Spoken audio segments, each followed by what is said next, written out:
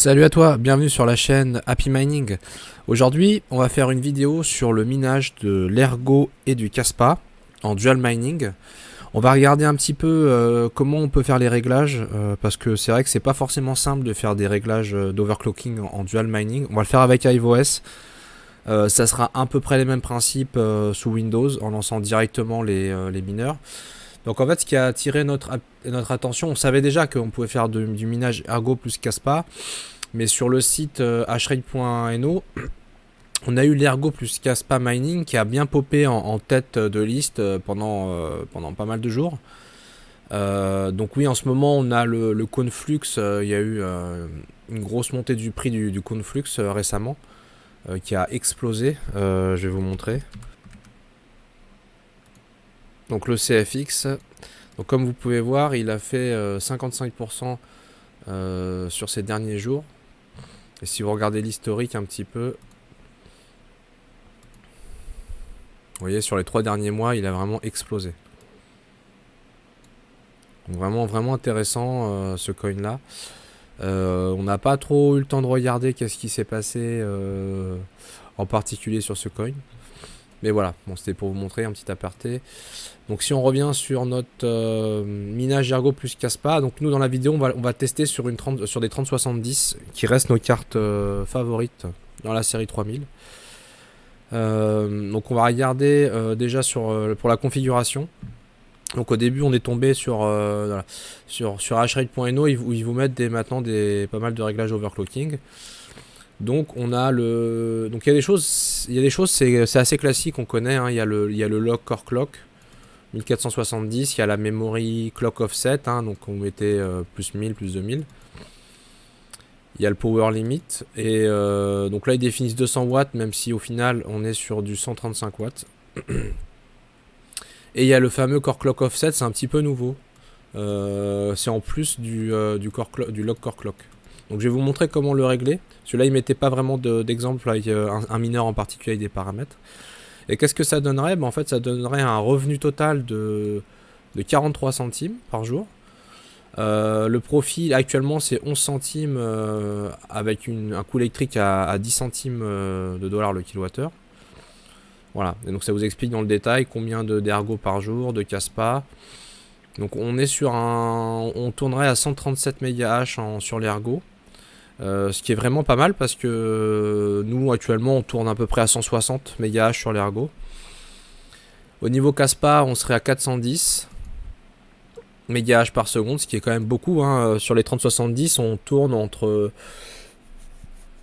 500 et 600, donc on perd pas beaucoup. Voilà, et la consommation reste raisonnable, on est à 135 watts. Donc vraiment ça paraît très intéressant. Du coup je vais vous montrer le réglage qu'on a fait dessus. Alors avant de vous montrer le réglage, je vais vous montrer déjà, si vous voulez miner que du Kaspa, je vais vous montrer aussi le réglage parce que ça peut être intéressant aussi.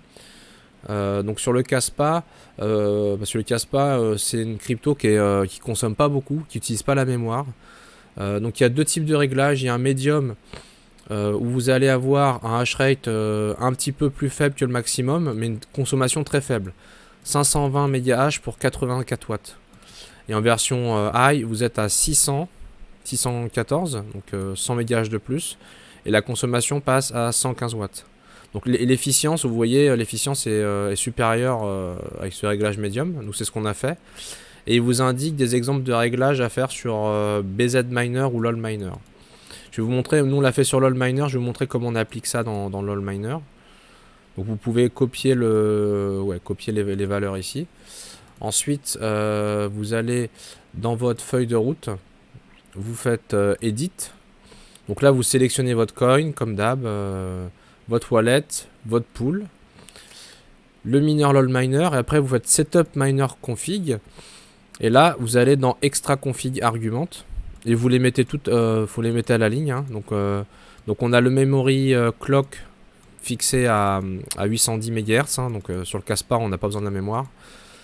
Le core clock fixé à 1470 MHz. Le coefficient 255, c'est l'offset sur le core clock. Et le power limit, on l'a mis à 130. Voilà. Tout simplement. Donc ça, c'est les réglages pour LOL Miner. Mais c'est le même principe pour BZ Miner. Et donc là, au final, nous, qu'est-ce qu'on obtient sur des 3070? On obtient un truc vraiment tip top. On est à 520 MHz sur le Caspa pour une consommation autour de 60, annoncée de 75 watts. Voire moins. Donc on est même en dessous des prédictions de hashrate.no. Ils annonçaient 84 watts, nous on n'est même pas à 80 watts. Voilà, donc ça c'était pour le Caspa. Maintenant on va switcher sur notre feuille de route en dual mining ergo Caspa. On va vous montrer qu'est-ce qu'on a fait comme réglage.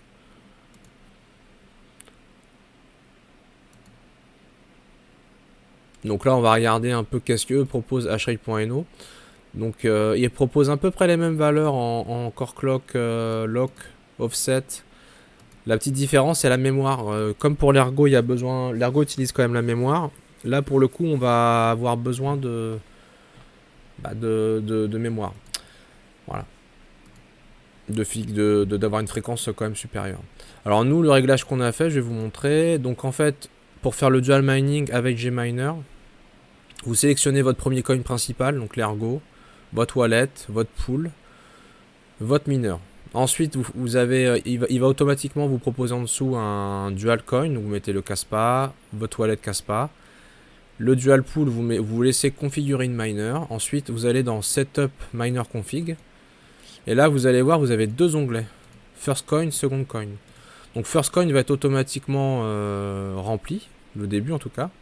Et dans second coin, vous allez devoir sélectionner le KAVH. Donc c'est l'algorithme du Caspa. Vous allez devoir mettre le Wallet and Worker Template. Donc par défaut, si vous sur la bulle I, vous pouvez il vous propose la valeur. Hein, donc c'est pour envoyer à la pool votre wallet adresse plus point le nom du worker. Vous mettez votre l'URL de votre pool. Donc là on a testé Hero Miner. Voilà, en Allemagne, hein, pour choisir un serveur pas très loin. Et après en extra config argument. Alors c'est là, nous on a tâtonné un petit peu sur les réglages. On a mis un lock, core clock de 1480 MHz finalement. Un CC clock, donc le offset de 255. On a mis un PL, vous verrez, un power limit de 200 watts, mais ça c'est vraiment par sécurité, mais on n'atteint pas du tout les 200 watts. Et normalement on avait mis le memory clock, mais ça plantait. Ça plantait complètement, donc on l'a enlevé et du coup on a utilisé que ce réglage là. Voilà.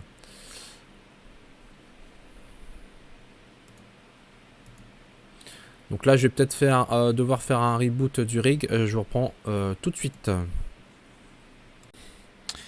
Voilà, donc on continue sur l'overclocking. Donc on vient de basculer donc sur la flysheet Gminer en dual mining. Alors, on a eu des petits soucis au niveau du mineur. On avait des memory access error. On a dû au niveau, donc je vais vous montrer l'overclocking. Donc sur la partie Gminer, extra configuration. On a dû jouer sur le CC clock.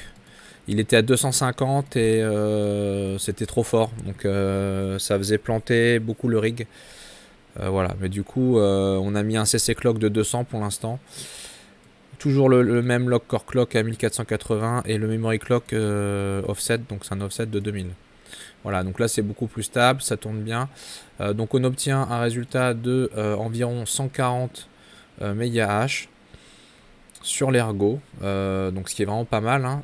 Sur une 3070, on est entre 160 et 170 MHz en temps normal. Donc on perd un petit peu. Sur le Caspa, on est à 417 MHz. Voilà. Le truc qu'on pourrait optimiser un peu, c'est que là on est autour de 140, entre 140 et 150 watts, 145 watts. On avait réussi à avoir du 135 watts, 140 watts avec un offset un peu plus élevé à 250, mais bon, voilà, c'est une base en tout cas.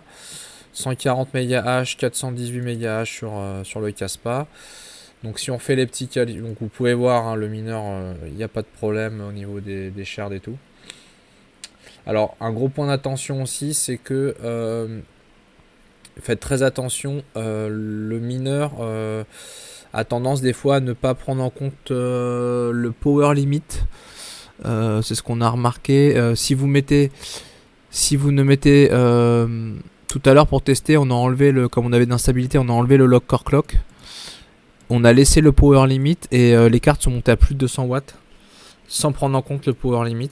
Donc donc faites très attention quand on commence à faire de toute façon en général des nouveaux overclocking, du dual mining, ça peut très vite faire des catastrophes. Voilà, donc faites très attention. En tout cas, voilà, donc je pense qu'on peut peut-être optimiser un petit peu la consommation en jouant un petit peu sur cet overclocking. On avait réussi à obtenir 10 watts de moins. Bon, voilà, mais en puissance, on est vraiment pas mal là. Qu'est-ce que nous avait annoncé Hray.no? Il nous avait annoncé 137 et 410. Voilà, on est à 139 et 417. On est un petit peu plus, mais la consommation, eux, ils ont annoncé du 137. Pardon, ils ont annoncé du 135 watts. Donc je pense qu'on peut un petit peu arriver à optimiser ça, peut-être en jouant aussi sur le lock core clock. Bon, en le baissant un petit peu peut-être. Bon voilà, en tout cas c'est une base pour vous de travail. On a aussi le même, on a testé avec BZ Miner, mais on n'arrive pas à obtenir les mêmes résultats. C'est moins intéressant. Voilà. Donc en niveau rentabilité, donc on va regarder. Donc on s'attend à avoir actuellement du 43 centimes par jour en brut, et après si vous enlevez l'électricité, donc on va se baser sur une électricité à 10 centimes le kilowattheure en dollars, donc on a un profit à 11 centimes. Voilà, ce qui est plutôt intéressant par rapport à ce qui se fait actuellement. Alors oui, en ce moment il y a le Conflux qui a bien popé. On a parfois certains petits coins comme le Nexa ou le Dinex en ce moment, mais voilà, globalement quand même, là vous minez des coins qui sont un peu plus mainstream, un peu moins shitcoin. Donc avec l'ergo elle casse pas. Du coup si on fait les petits calculateurs, donc si vous miniez uniquement du Caspa, vous seriez à peu près à 515 mégahash par seconde pour 75 watts. Vous auriez à peu près 6 centimes par jour. Sur Watt2Mine on obtient le même résultat, 6 centimes par jour. Si vous miniez que de l'ergo, vous serez à peu près en version très optimisée à 160 mégahash pour 110 watts. Vous auriez 1 centime par jour actuellement, c'est pas terrible. Donc c'est confirmé aussi côté Watt2Mine, on est à 0. Bon, il met 0, mais c'est 0, 1 centime. Voilà. Et après, si vous minez, donc là il y a une section qui est intéressante dans Watt2Mine, c'est les merge coins là. Vous pouvez aller sur ETC+ et choisir Ergo plus Caspa. Donc là vous mettez vos petits hash rate, les consommations. Et donc là vous avez on retrouve à peu près les 44 centimes en brut et 10-11 centimes par jour à miner les deux. Voilà. Et donc oui, c'est plus rentable de faire actuellement du dual mining que de miner l'un ou l'autre. Ça permet d'accumuler aussi pas mal de ces coins là, parce que en termes de, j'ai fait les calculs, on est à peu près à 75% de puissance, enfin de hash rate, si on additionnait séparément les deux. On est à 75% du total possible en minant chacun d'un côté, donc c'est vraiment pas mal. Voilà, donc vraiment intéressant. Voilà. Juste un petit peu déçu parce que on était à 135 watts avant de faire la vidéo, mais bon, le rig était instable. On a dû changer un petit peu les paramètres. On n'a pas réussi à retrouver encore les paramètres qu'on a eu. Bon, il y aura un petit cut à la vidéo. Donc après avoir testé encore un petit peu certains réglages, donc on arrive à retourner un peu plus vers les 135 watts, 140. En optimisant, donc on a à peu près le même hash rate, alors légèrement moins que ce qu'on avait, mais ça consomme un peu moins. Je trouve ça pas mal pour que ça chauffe pas non plus trop. Donc en fait on a juste joué on a enlevé le memory clock. On a enlevé le réglage du memory clock qui était à 2000. Donc je pense que vous pouvez le faire varier entre 0 et jusqu'à 2000 selon la puissance que vous voulez obtenir. Mais du coup ça fait du coup en étant à 0, hein, l'offset de la memory clock, on est plutôt pas mal en termes de consommation, ça permet de la réduire un peu. Donc vous pouvez ajuster ce paramètre là. On a poussé un petit peu plus le CC clock, on l'a mis à 220 pour... mais nous ça plante à 250, ça plantait, donc voilà. Mais bon, ouais, faut tâtonner. Petit aparté aussi, bah, si vous avez... Là, on fait le test pour des 3070. Si vous avez d'autres modèles en série 3000, hein, par exemple, ce que vous pouvez faire comme base, nous on n'a pas testé sur d'autres modèles, mais ce que vous pouvez faire comme base, c'est de vous dire qu'au niveau de la memory clock, de toute façon, ça va être toujours entre 0 et 2000, hein, ça va pas trop changer selon les séries 3060, 3080, 3090. La différence, ça va plus se jouer sur le power limit, où il faudra quand même un petit peu l'augmenter si vous avez des cartes plus grosses. Mais lui, c'est vraiment plutôt c'est pour une sécurité le PL. Donc le plus important, ça va être le lock CC clock et le CC clock tout court. Donc le CC clock, voilà, vous pouvez mettre autour de 200 jusqu'à 250, vous pouvez essayer. Et le lock CC clock, ça va vraiment être dépendant de votre carte. Donc là, il va falloir que vous testiez. Sur les 3060, 3070, on est autour de 1004, 1005. Des fois, on peut monter à 1006. Et sur tout ce qui est 3070 Ti, 3080, 3090, bah, il faudra aussi ajuster ça en fonction des valeurs qu'on voit usuellement. Donc je pense que vous pouvez reprendre les valeurs de base qu'on utilise pour miner de l'ergo, par exemple. Sur l'ergo, en général, on est à peu près à ces valeurs-là. Donc vous pouvez partir vous cherchez l'overclocking dans htrade.no, voilà, avec votre modèle de carte sur l'ergo, et vous prenez cette valeur là pour le lock core clock. Ça vous sert de base, et puis après vous pouvez tester, tâtonner. Voilà, c'était pour la petite update là-dessus. Donc voilà, vous direz ce que vous en pensez en commentaire, et puis voilà, hein, je pense qu'on a fait le tour sur l'ergo et le Kaspa. Vous nous direz ce que vous minez en ce moment aussi, ou si vous trouvez intéressant ce dual mining. Les cartes, les températures des cartes sont assez modérées. Ça reste encore raisonnable. Donc, très intéressant pour nous. Voilà. Bah, je vous dis à très bientôt pour une prochaine vidéo sur Happy Mining, et bon minage à tous.